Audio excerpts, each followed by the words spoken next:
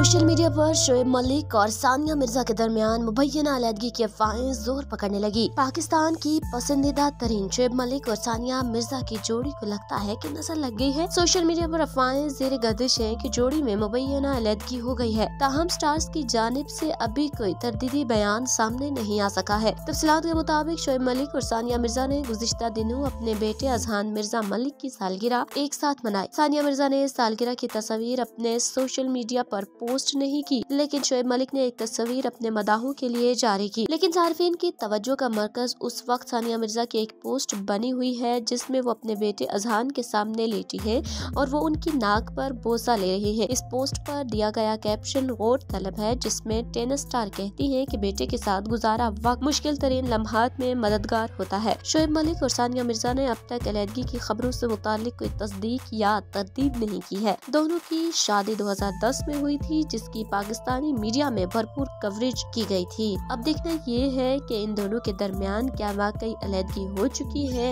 या ये सिर्फ अफवाहें हैं।